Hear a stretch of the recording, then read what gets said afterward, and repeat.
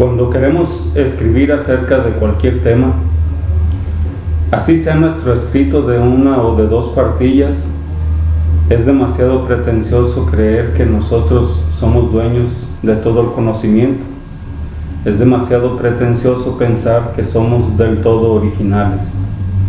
Ya René Descartes y otros autores decían, cuando propusieron sus diversas ideas, sus diversas teorías, que lo que ellos decían tenía un determinado acierto porque ellos antes habían viajado en hombros de gigantes, lo cual quiere decir que no se detentaban como dueños absolutos del conocimiento, sino que sus aportaciones eran el resultado de las observaciones hechas en otros autores, en otras fuentes de información. Así, cuando nosotros queremos escribir un ensayo, un guión para cine, un cuento, una novela, y no tenemos todos los datos que necesitamos, es deseable ser capaces y ser humildes y plantearse desde esa postura de que nosotros tenemos un cierto estado de carencia para poder acceder a diferentes fuentes de información. Es decir, nos tenemos que convertir en investigadores, más cuando lo que queremos nosotros realizar es un libro de pretensiones didácticas en el cual nosotros tendríamos que mostrar un conocimiento actualizado y válido para los estudiantes o para las personas a quienes dirigimos nuestra obra didáctica. En este sentido, pues, es importante que nosotros sepamos lo que son las fuentes de información. De manera muy simple, podemos decir que una fuente de información es todo soporte capaz de contener primeramente y enseguida de proporcionar datos. Obviamente, la fuente no nos entrega los datos, nosotros tenemos que ir a buscar esos datos. Por eso nuestra actividad se llama una actividad de investigación. Existen en general dos tipos de fuentes: las fuentes de primera mano, que son aquellas que nos muestran o que nos soportan o nos entregan los datos de manera original. Por ejemplo, llamaríamos fuente de primera mano a una persona que padece un accidente, que está en el accidente, vamos a suponer un atropellamiento. ¿Quién conoce mejor el atropellamiento sino el atropellado? Y si sobrevive o si le queda salud mental para poder platicarnos cómo fue la experiencia, cómo fue que le ocurrió, qué sintió en ese momento, qué se siente, quiénes fueron los involucrados, etcétera, pues obviamente esa es nuestra fuente de primera mano. También es fuente de primera mano el que lo atropelló, es decir, quien conducía el vehículo, quien lo impactó, quien se dio cuenta de las circunstancias plenas porque tenía más conciencia que el mismo atropellado. Llamamos fuente de segunda mano. En el sentido anterior, vamos a regresarnos un poquito.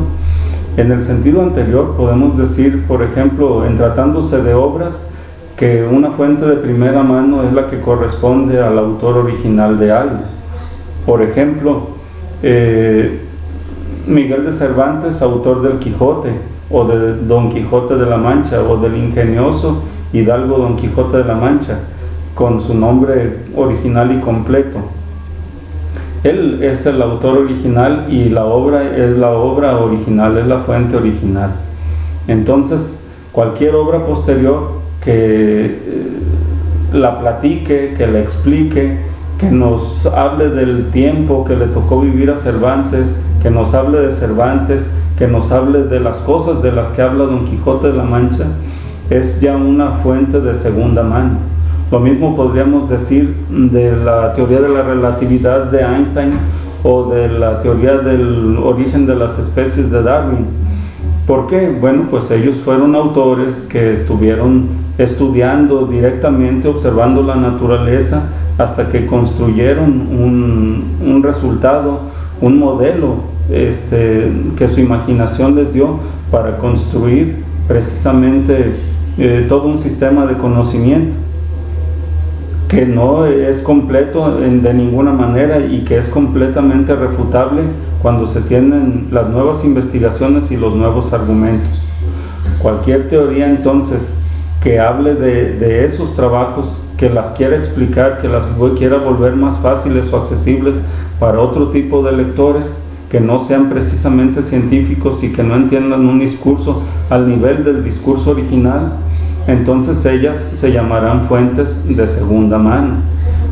Aquí lo decimos de una manera muy sencilla: se llama fuente de segunda mano a todo soporte de datos que haga un tratamiento o una interpretación de una fuente original, tal como lo veníamos intentando explicar en los momentos previos. Existen tres tipos de fuentes. Las fuentes de documento, se le llama a estas a todo soporte capaz de contener datos, pero no solamente de contenerlos, sino también de retenerlos y que sean posibles de su extracción. Por ejemplo, un fósil es una fuente de datos, una fuente de documento, es un soporte en el cual los datos están plasmados. Hay, por ejemplo, la huella de un animal, está, por ejemplo, el cuerpo de un animal, o es el mismo cuerpo del animal quien se fosilizó, es decir, quien se volvió, no es una impresión, sino el órgano original que se ha petrificado y que se conserva a través del tiempo para que nosotros podamos estudiarlo.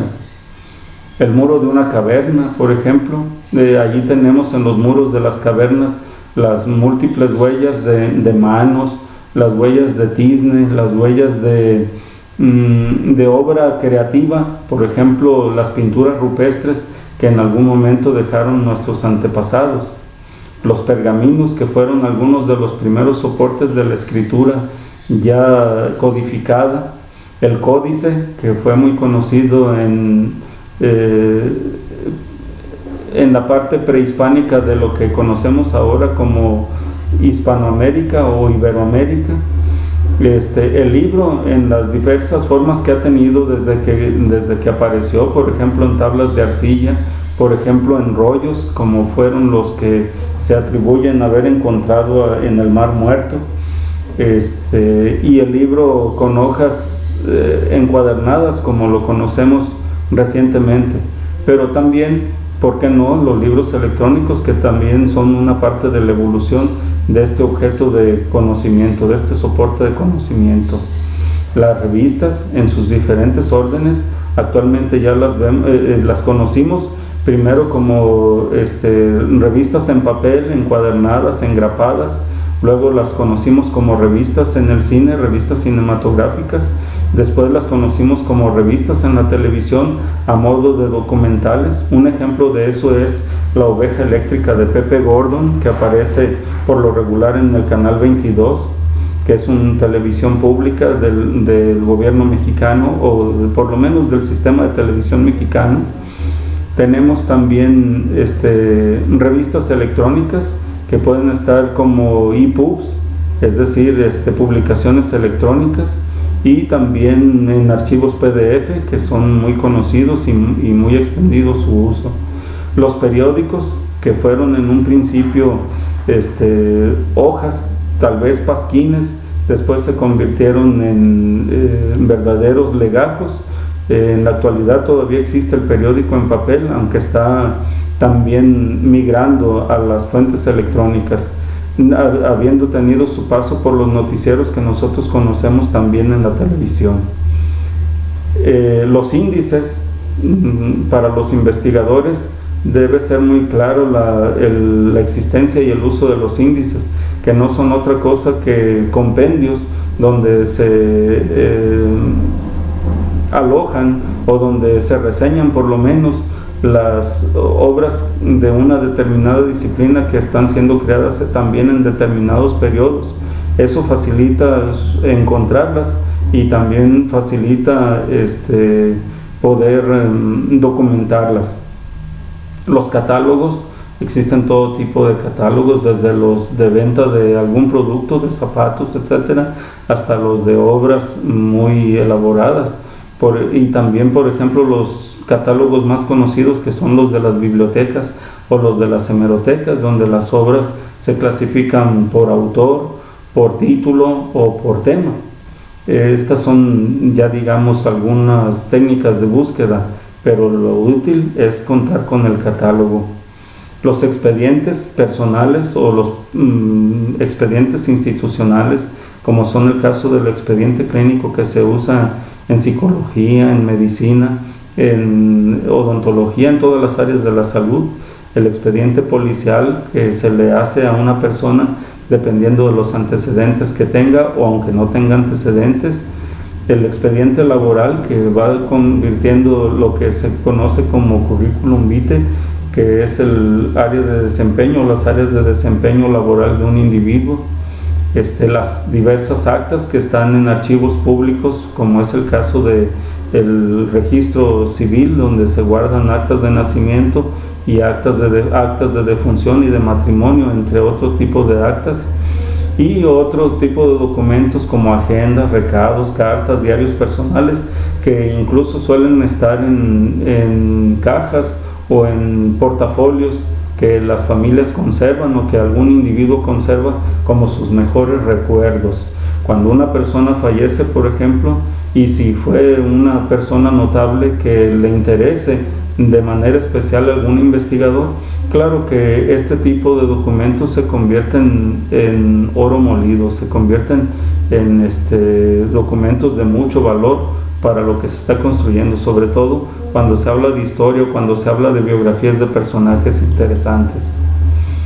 Las fuentes del lugar son todos los espacios donde uno como investigador puede encontrar información valiosa. Por ejemplo, los archivos públicos y privados. Hace un momentito hablábamos del archivo del registro civil. Eso es un archivo público, el archivo del registro público de la propiedad, el archivo de catastro, el archivo de la oficina del agua. También en archivos privados contamos con los que cuentan los bancos, las cajas populares, que son documentos empresariales que hablan precisamente del hacer de una determinada empresa. Los museos se entiende que son bienes públicos que nos datan o que nos proporcionan datos sobre la historia, también sobre la geografía, sobre la estadística. Las galerías que por lo regular muestran obra plástica, como es el caso de fotografía, como es el caso de pintura o de escultura. Las escuelas, donde hay expedientes de los diferentes estudiantes que han pasado, de los planes y de los programas de estudio, los mapas curriculares, los modelos de aprendizaje, los modelos educativos, las diferentes normatividades. Bueno, allí tenemos una gama impresionante de documentos y también de cosas que se pueden hacer. Además, los personajes que están en las escuelas, que pueden ser personas susceptibles de entrevista, que es un recurso, una técnica muy impresionante y muy útil para la investigación.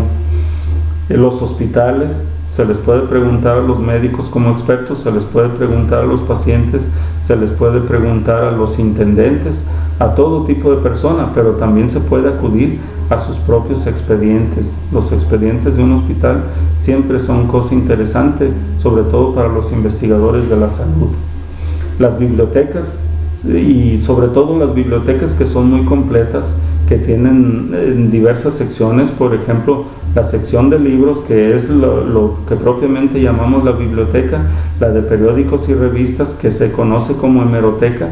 Hay algunas bibliotecas que tienen discoteca, no en el sentido de un lugar para ir a bailar, sino en el sentido de el almacenamiento ordenado y intencionado de materiales que en algún momento fueron soportados en discos. Por ejemplo, los discos de acetato, que ya no se ven, pero que todavía siguen siendo soportes útiles de datos. Las filmotecas, como es el caso de la Filmoteca Nacional, pero hay bibliotecas que contienen una sección de filmoteca, no son una filmoteca especializada, pero sí hay una sección para eso, donde se guardan diversas películas, es decir, cine de todos los órdenes, cine de ficción, cine de animación, cine documental, cine experimental, de todas las expresiones cinematográficas que se puedan hacer, y también en todas sus duraciones, por ejemplo, en corto, en medio y en largometraje. Las pinacotecas, que son, digamos, los lugares donde se conservan las pinturas de una determinada corriente o de todas las corrientes, de una determinada época o de todas las épocas, y de una determinada técnica, como es el caso de la acuarela, el óleo, el acrílico, entre otras. La calle, díganme ustedes qué no pueden ver, qué no pueden saber, qué no pueden encontrar en la calle. ¿Sí? Hay muchísimas cosas que se pueden investigar en la calle, sobre todo cuando nosotros intentamos saber sobre grupos vulnerables. La cárcel también es un lugar donde se puede obtener una cantidad impresionante de información sobre derechos humanos, sobre buen o mal trato a los reos o a los reclusos, sobre prácticas policíacas dentro de las cárceles, sobre estilos directivos en las cárceles, sobre la sí o la no rehabilitación de quienes están en ellas, sobre diferentes actos de corrupción o prácticas no políticamente correctas, ni correctas de ningún modo, o muy correctas en el caso que estas cárceles o que estos lugares, estos reclusorios, tengan una vida saludable e integrada a aquello para lo que se crearon o para lo que se supone que han sido creadas. El océano, por ejemplo, es un mundo, un universo enorme en el cual nosotros podemos encontrar muchos datos. Por ejemplo, formas de vida, peces, mamíferos, plancton, bacterias, también muchísimos residuos industriales o de la actividad humana que contaminan y que lesionan los océanos, los mares. La atmósfera, ya estamos resintiendo nosotros los problemas de nuestro comportamiento. Ahí tenemos el calentamiento global, ahí tenemos el daño a la capa de ozono. Entonces vean ustedes cómo también allí y en todas partes podemos encontrar muchos datos. Estas son fuentes del lugar. El universo completo, pues me imagino que tiene la cantidad de datos más importante de que se pueda contar. Las fuentes de persona. Una persona se convierte en una fuente de información cuando es capaz de contener en sí misma y de expresar algunos datos o algunos conocimientos, algunas experiencias que esta persona tiene.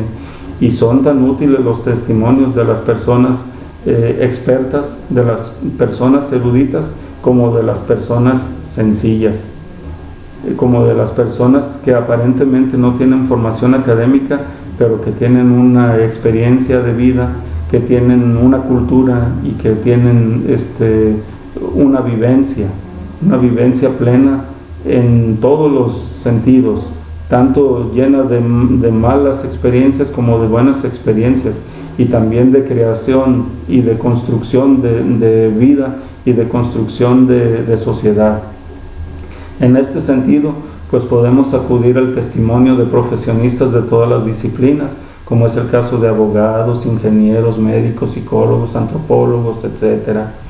Oficiantes como albañiles, herreros, plomeros, carpinteros, obreros, personas en diversas situaciones de desventaja como discapacitados, adultos mayores, drogadictos, excombatientes de guerra, convictos, líderes sociales, políticos, intelectuales, ministros religiosos, policías, bomberos, socorristas, vecinos o cualquier otro tipo de persona que nos pueda proporcionar datos. Entonces, cuando nosotros queremos escribir un libro, sobre todo si se trata de un libro didáctico, debemos convertirnos también en investigadores y acudir a fuentes que nos puedan resolver el problema del acopio de datos, la sistematización, la interpretación y la explicación de los mismos para las nuevas generaciones o para las otras generaciones o para las otras personas más allá de nosotros que están en la necesidad de aprender, si nosotros estamos en la posibilidad de mostrarles un camino para su aprendizaje. De ninguna manera estoy hablando de enseñarles, estoy hablando solamente de orientar, de guiar. de acompañar en el aprendizaje. Muchas gracias.